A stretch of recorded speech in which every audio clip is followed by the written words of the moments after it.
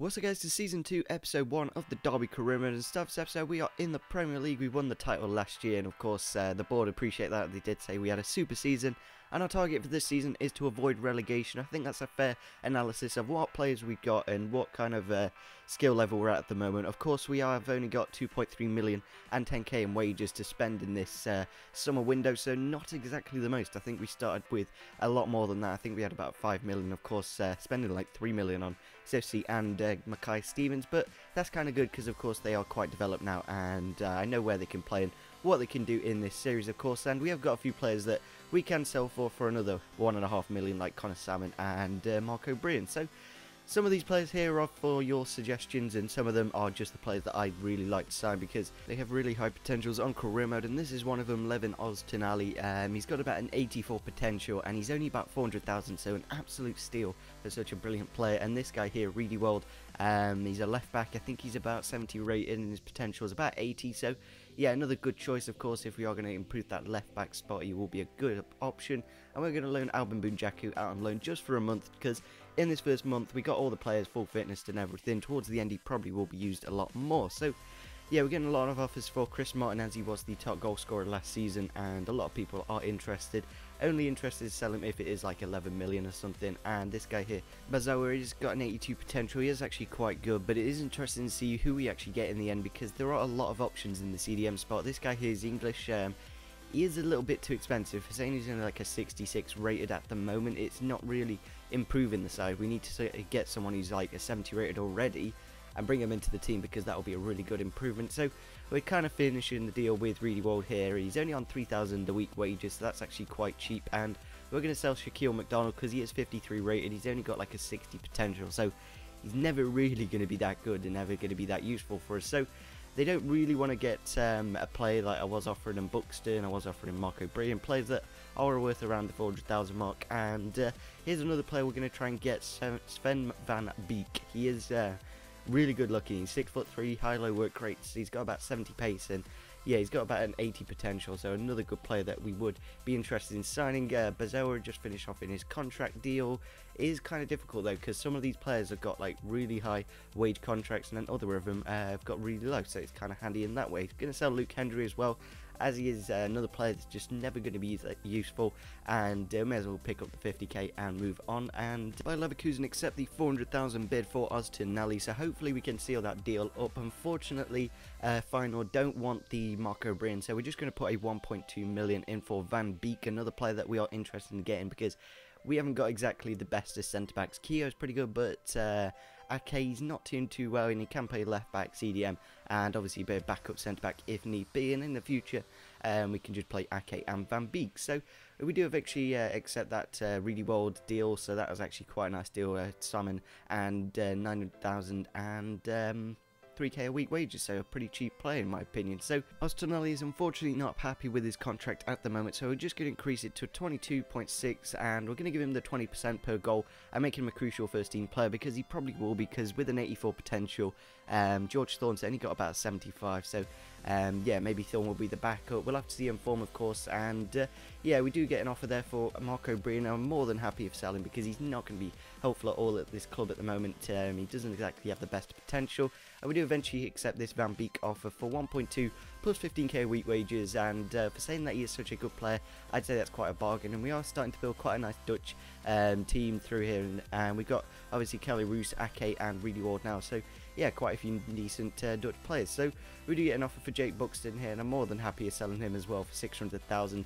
And we do eventually get Oztunali for 400,000 plus 22.6k a week wages. So he's one of the higher wage players, but only 400,000, absolute bargain for a 71 rated player with an 84 potential, and he may even go to like 86 or 87. So we're going to sign a centre-back, a free agent, because he is 64 rated, he's 22 years old, and he might go up to about a 70, and it's a nice way to make a bit of money, of course. He's only like 2k a week wages, so nothing too expensive, and if we ever do get a few centre-backs injured, we've always got plenty of backups. So we're going to head into our first game of the season against Liverpool. It is going to be an interesting test for the team, of course. Quite a good attacking team, but not exactly the best defensively, so it'll be interesting to see how well we can score goals and, of course, create chances and defend against a pretty good side, of course. I think they do play a bit of a weaker side, of course, so that's nice on career mode, of course, because in real life you would play a bit of a weaker side against a newly promoted side. Maybe not on the first game of the season, but one of the things problem with this career mode, of course, the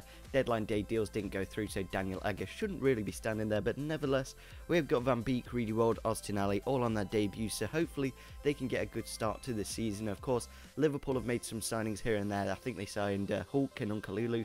They are playing like Brad Jones in goal, so a bit of a weird one, of course, playing a weaker side against a newly promoted side. So we head into the game, and in the 14th minute of the match, unfortunately here, we do concede a goal. Not too sure where my CDM was, Ostinelli, not really in the best of position. He should have probably just guarded our defence a bit better there. And Aspas does score the first goal in this career mode in the Premier League, so not exactly the best of players to concede a goal from. Obviously, Aspas is a bit of a joke in real life, but nevertheless, on career mode, he seems to be quite a good player as he is in the Liverpool starting 11. So we head into the 40th minute of the match here, and again, Hulk going down that right-hand side. Really well makes a pretty good tackle there, but unfortunately, the clearance wasn't too good. Maybe a bit of nerves on his debut, and eventually they do work it into the box. I'm not too sure how that wasn't a foul on Keogh. He just like got thrown to the ground, and Henderson puts into the open net to make it 2-0 in the game. And I'm not too bothered losing the game 2-0 against Liverpool, who are like a top 6 side, of course. So we head into the second half here, and we do actually win a penalty. Alberto Moreno bringing Jamie Ward down, and of course with Chris Martin, hopefully he can get off the score sheet straight away on the first game of the season. That'll be really nice for him, of course. And yeah, it's a clear pull from the shirt and wins the penalty. It does for some reason give it to Will Hughes. I don't know if I need to change the in-game set piece takers or something. So yeah, we need to give it to Chris Martin. Eventually he does step up to the spot, and I'm not too sure which way it went, and it will be a really nice way to get back into this game with pretty much half game left. Can we get back into it and get a point out of it? Puts it away to the top right and makes it 2-1 in the game, and unfortunately that is how the game does end. But 2-1 against Liverpool on the first game of the season, it wasn't exactly a complete embarrassment, and we had a pretty good chance of winning that game in the end. So yeah, 2-1 against Liverpool, I'm not too bothered. So we're going to head into another game against Crystal Palace, a side that we should be looking to get a point, maybe 3 out of it. Is interesting to see how well we do against these smaller sides and the bigger sides, of course. So we head into the 45th minute of the match just before half time. Unfortunately, Williams gets the ball off Christie, crosses it into the box, and punching on the edge of the area just finesses it into the bottom right hand corner to make it 1-0 in the game. Quite a nice strike, of course, and not much we could really do from that. Maybe the CDM could have tackled him a bit better, but nevertheless, in the final moments of the game, Jamie Ward again just looking for them runs, running into the box, turning inside, getting to Mr. Sifsey, who came off the bench, and we do win another penalty. So obviously Chris Martin wasn't on the pitch at this time, but Johnny Russell with his 75 penalties, pretty decent, of course, and it will be a nice way to get him off the mark with a nice goal. And he does eventually go into the bottom right hand corner to make it 1-1 in the game, and to get quite an important point again against Crystal Palace. It is a team that we should be looking to beat, but getting a point is quite nice as well. So obviously getting a point in that game means we get up the 0 point mark, so that's always handy, of course. And yeah, it means we're not going to be sat on 0 points for ages and not exactly getting any chances of winning games. So our final game of the episode is against Spurs, a team that's going to be another good test for us. Of course, they have got a lot of good attacking players. I think on this career mode they've actually signed Dumbia, so we're going to play Mr. Gary Mackay-Stevens for this game because he's got a bit more pace than Jamie Ward, and of course with those 5-star skills he can create a few more chances. And it is a bit of a shame that we have got this stadium, because the iPro Stadium is a lot bigger than this, and maybe I shouldn't have rushed it. It was when I was on the early access, and yeah, I just didn't want to waste time, and I wanted to get everything important in, and yeah, I kind of forgot about changing the stadium, so that was a bit of a poo-poo moment on my half. So yeah, looking at the side for the next game, it is a pretty good side. Like, looking at the bench, we've got a very good amount of young players with a lot of potential, so obviously they'll be able to work into the side eventually. And of course they've got Yedlin back from Sounders FC. I think that's where he went on loan. So yeah, a very tough side to come against, of course. And in the 17th minute of the match, again, it's a very similar time to when we conceded against Liverpool. I don't know if it's a script of FIFA or something. They have to score on this minute, and eventually they do work it into the box, and Dumby is there to put it into the open net. Maybe I could have intercepted the ball, but yeah, maybe Reedy Ward could have done a bit of a better job. So in the 60th minute of the match, we're going to change up the side a bit, because looking at our bench, we have got a lot of good players on the bench. The likes of Sifsey, who is a 73 rated player who can't even get to the first team line. Of course, Chris Martin being our top goal scorer at the moment. We need to play him and get him into the Premier League lifestyle, of course. Maybe Sifsey will work himself into the first team lineup if Martin doesn't deliver in this league. So yeah, I'm not too sure if I made any more changes, but just looking at that bench, we've got a lot of good players there that can play in multiple positions and obviously develop into like 80 rated players, so that's always handy. And then in the 57th minute of the match here, we bring on the players off the bench, and straight away Dumbia gets the second yellow of the game, and he does get sent off. So yeah, maybe playing against 10 men we could get back into it with 30 minutes left of the game, but unfortunately we don't. We concede a goal here in the 73rd minute of the match. I was putting it on ultra attacking with 15 minutes left of the game.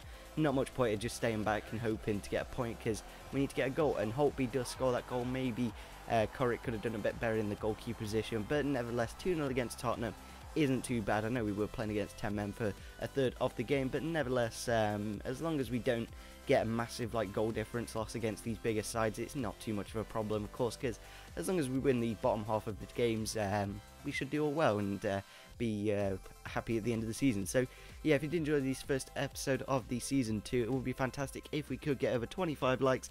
As well, if you do want to leave any comments on players that we will sign, I've actually left the summer window now, so all the signings will be done in the January transfer window. So yeah, smash the like button, subscribe if you're on your channel, and see you soon. Bye.